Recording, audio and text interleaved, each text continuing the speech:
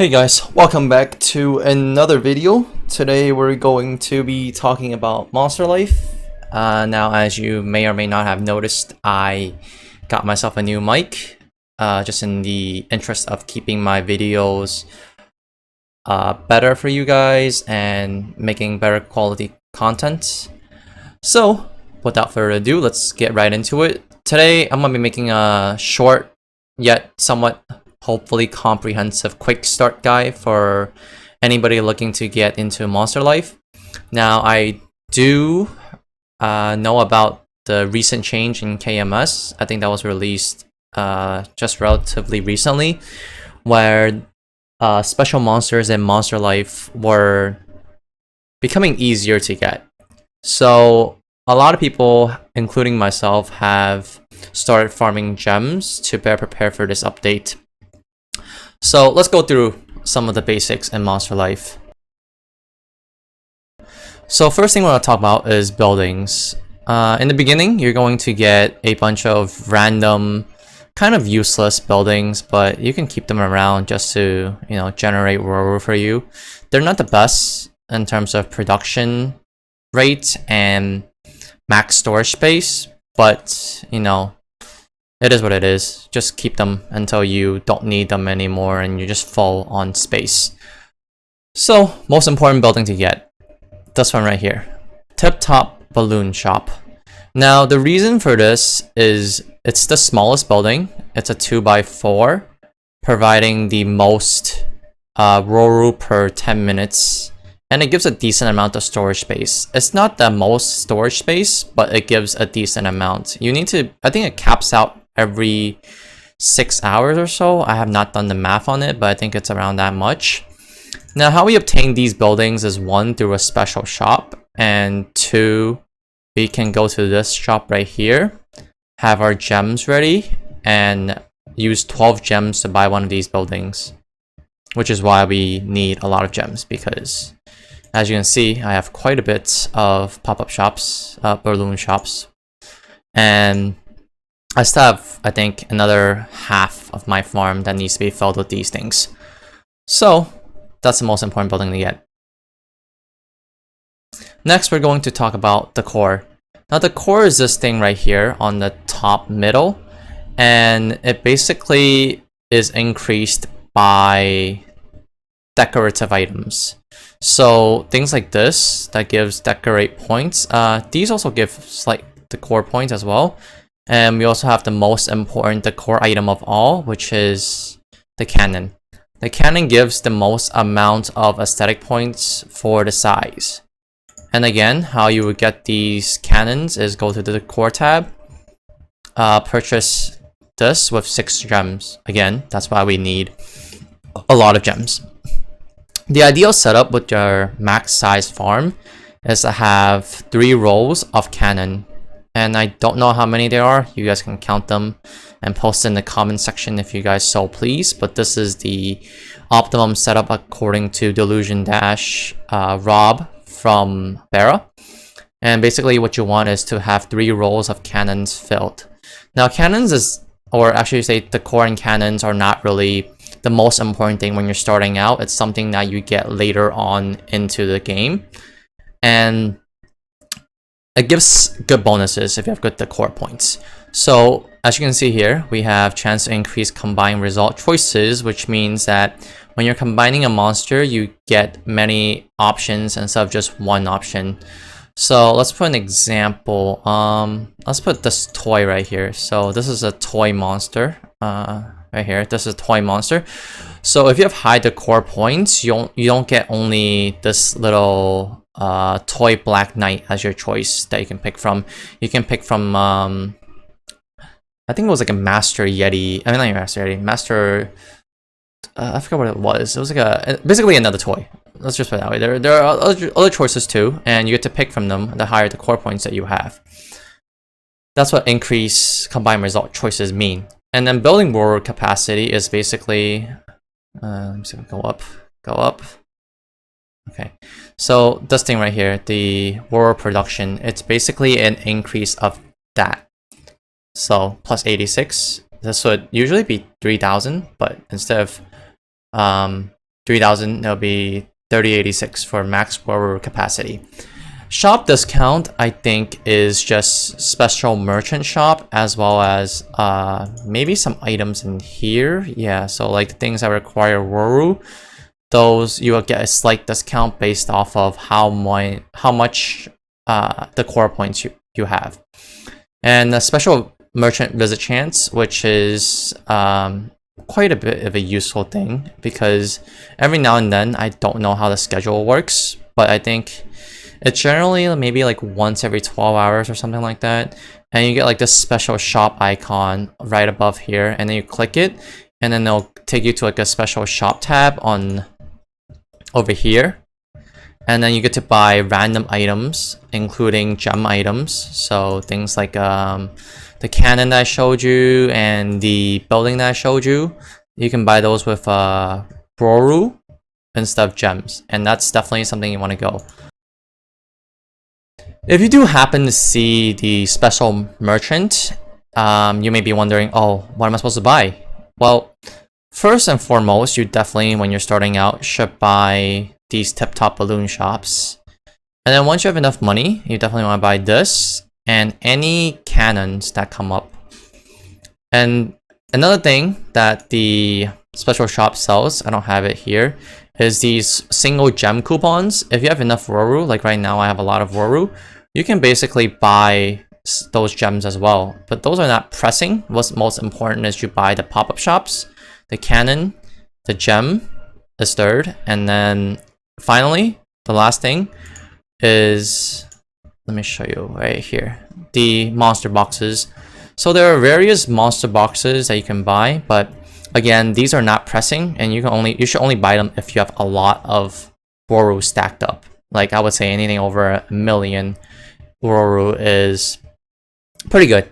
Pretty good amount to start with if you want to buy anything such as gems and monster boxes. But the other two that I mentioned are basically must-haves, and yeah, definitely buy those first. Like I mentioned, the special merchant will carry these items that you normally only be able to purchase with gems for Worus instead of gems, which saves you a lot on gems, which is something that's absolutely fantastic, and that's why I suggest investing in them. Next, we're going to be talking about monsters.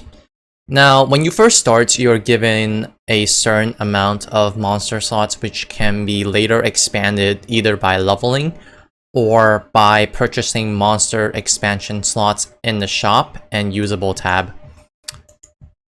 Now, there are 7 ranks to any given monster almost, and let me show you what. So let's just pick mushrooms for example. So here are the 7 ranks that you'll see. We have C, B, B+, A+, and S level monsters. These are all the ranks for any given monster. So usually what you start with is you start with a C monster. And how we rank up these monsters is by fusing it. It is recommended that you fuse based on just ranks and not, you don't care about the monster type. So a C mushroom can fuse with like a B toy or B pig, B yeti, whatever it is. It doesn't matter what type it is, it just matters what rank it is. That's how you get to rank up. Now when you fuse, you get a bunch of random choices, and there's a slight chance that will rank up to either B or sometimes I think even B+.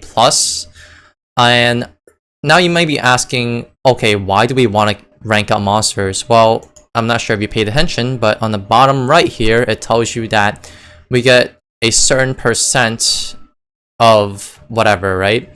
So in this case, is discount off of Monster Life shop products. So as you rank up, you get more and more percentage, and overall it adds up, because 6% of something that's very expensive, like I think the tip-top balloon shops and the special shop is I think 190k, so 6% off of that, it's quite a significant amount. So what I suggest is just going up to an A+ monster for the ones that you want, and I'll discuss that later on which one that you possibly want. And that's how you rank up, essentially. Now you may be asking, oh, okay, how do I find these monsters? Where do I find them? Well, what you want to do is click on this, and then click on this visit random. Or sometimes if you know their names, or like a special farm name that you know about, you can just click on this, and click on this, and you just type the farm name to visit the farm and go directly there.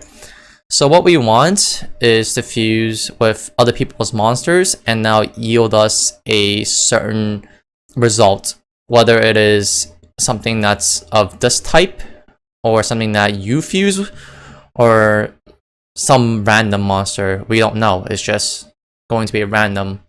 But most of the time, it is usually the monster that you put up as material. And again, just keep to the rule that you want to fuse something that's 1 to 2 levels higher than yours to rank up. Once you have a monster, right? Let's say you have fused an A+ bovine, right? And you see how on the time limit there is a specific duration. So once that duration is met and we are at May 13th, then the monster becomes unusable and the effects no longer work. So what do we do now? Well, what I suggest for people who are just starting out is just to refuse the monster and get another A+ bovine, in this case, right before it dies. So we're looking at something around maybe like 1 week before it dies, we start fusing, or even sometimes you can even do 3 days before it dies, or even do the day of before it dies. But you want to give yourself some leeways just in case, you know, you forget to do it or whatever the case may be. You generally don't want to revive them unless you just have a shit ton of Woru, which I do have, so I don't really care. And also another con to reviving is you only get the monster's duration plus 15 days. So if I revive this monster, I'll only get it up to the 28th, and I won't get it.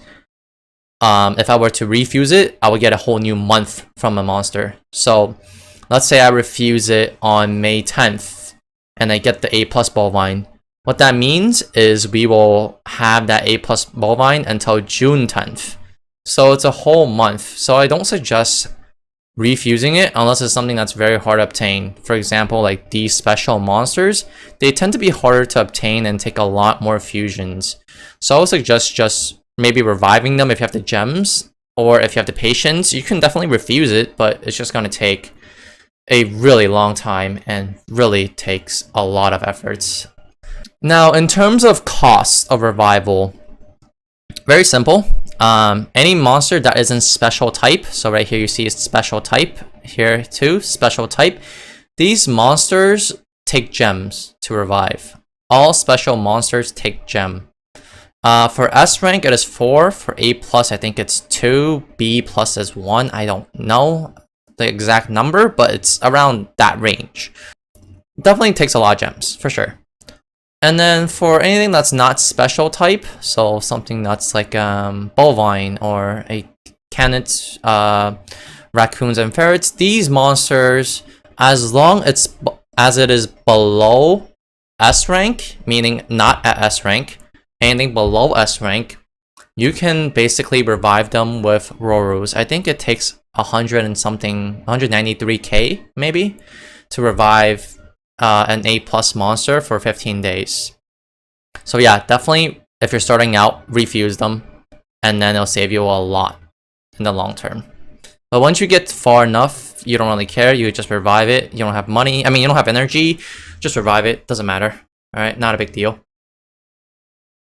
Next, we're going to talk about monsters and their special effects. So what special effects do each monsters have, and which do they get applied to your whole account? Yes, it's based on whole account and not based on world. So that's a benefit to this if you play across multiple worlds. I don't know if it's available in Reboot. Somebody can fact check me down in the comment section. But basically, when you hover over the top right, it tells you everything that will be applied to your whole account. Most important for me right now is minion duration and mesos obtained, along with some sources of strength. So these effects, they don't stack with each other. So let me tell you give you an example. So let's say you have a bovine that's A+, right?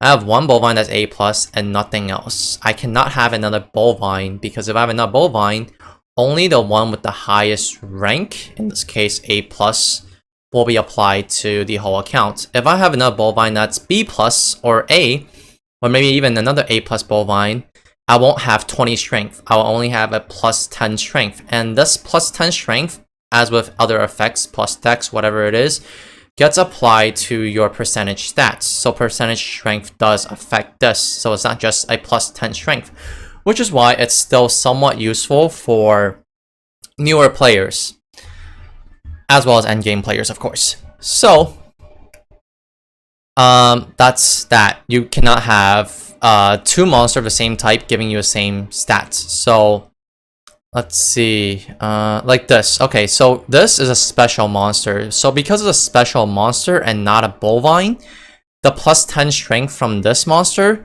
will get applied to the account as well as the bovine stats, because they're different types.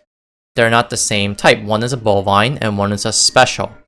So that means we basically have plus 20 strength just from these two alone. And this special monster you just get from those special monster boxes from special merchants, or you can buy them in the shop, which is not worth buying, in my opinion, because it takes gems. One of the monsters that you want to get right off the bat is the Feral Yeti, because this gives you a plus. It's like a decent Ixchus. Think of it as a decent Ixchus for leveling your farm.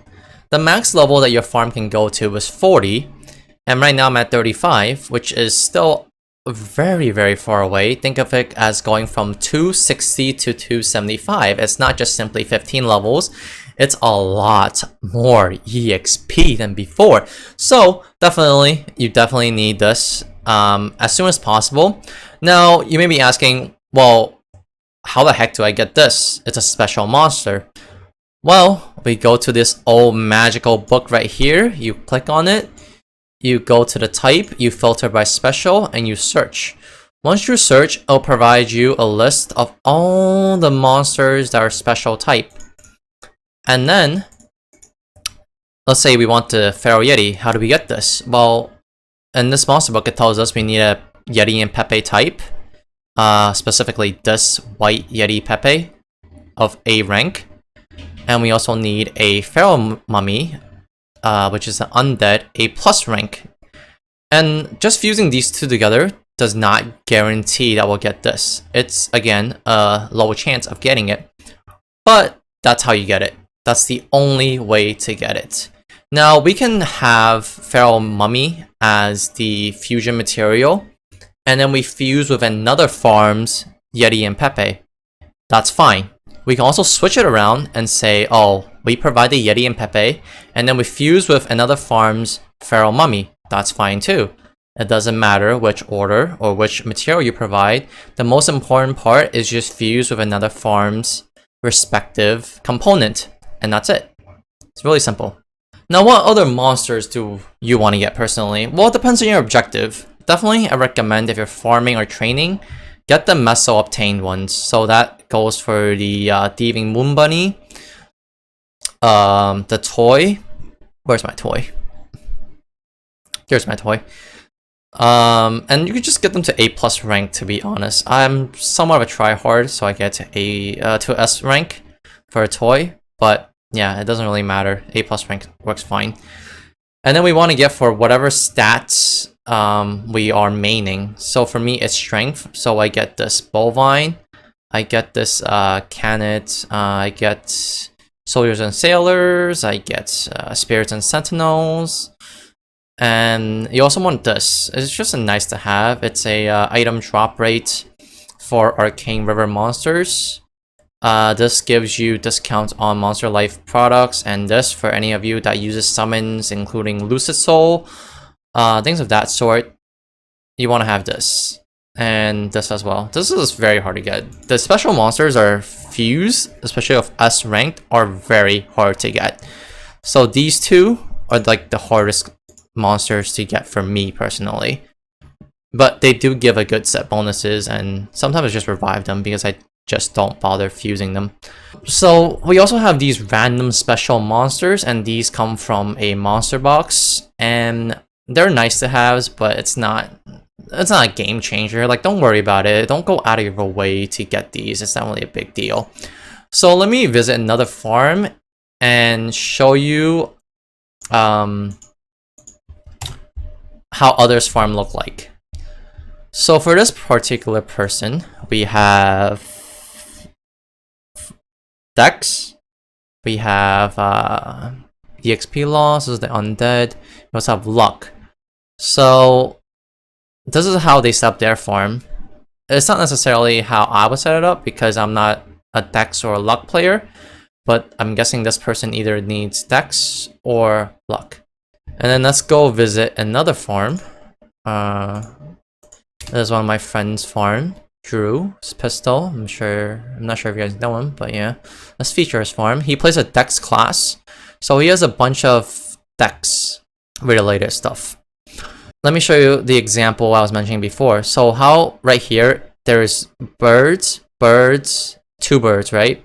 And then we have more birds, but they're still of the same category, which means the highest rank gets applied, which is this one, Dex plus 2, 12. These do not get applied.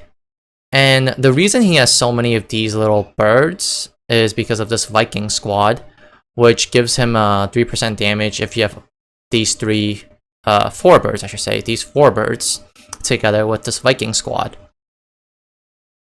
One of the last components of the game is daily missions. Daily missions is something I was pretty obsessed with back then, when I had the time and patience for it. It gets very addictive in the beginning, but towards the end, once you reach level 30, it kind of plateaus and you get very sick and bored of it. So let me show you what I mean. So every 4 hours, we get 3 different missions, and if you don't finish them, you can just reset it, similar to arcane dailies, but this time I think it's every 4 hours. So they're very simple missions, something like nurture or play. So let me show you what I mean. And the reason we want to do these daily missions is we get war rules out of it. It's not much, but it helps a lot if you're starting out, and we get quite a bit of EXP. So for example, this one, nurture a bovine. What you want to do, pick a bovine and right click it and click nurture. So then we finish the mission, and then we get an extra quest completed towards the free gem coupon. I think that's it for mine.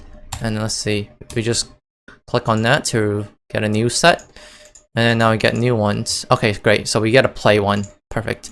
So what we want to do is we want to go to the bird farm. Oh crap, are they all played with? Okay, so we right click them, we click play, and then we just do this 5 times. Do I have one more?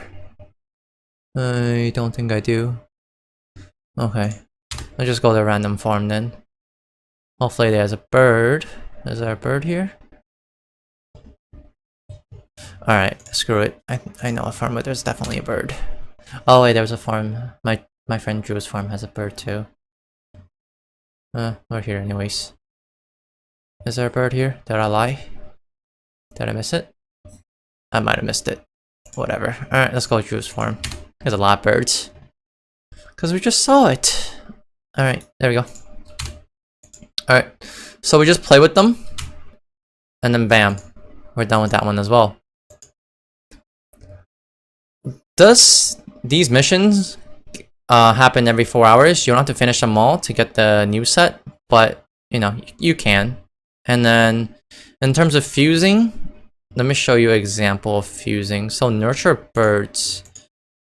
Okay, do I have a bird here? I do. Did it die? It did die. Okay, shit, whatever. Okay, I'll take it out. Let me show you. So let me extend the life of this. So what you want to do is extend the life. So it costs, what is that, 130? 130k, yeah, 130k war rule. And then what we want to do is just go to a random farm. And let's say I want this bird back, right? We just want to fuse these 2 monsters. Again, doesn't matter what type it is, just matters what rank it is. And we combine it, and we didn't get it, but it's okay. We're gonna fuse again. Oh gosh, what are these monsters? So yeah, you get very terrible monsters sometimes, but I'm determined that one of them will be good. Hopefully.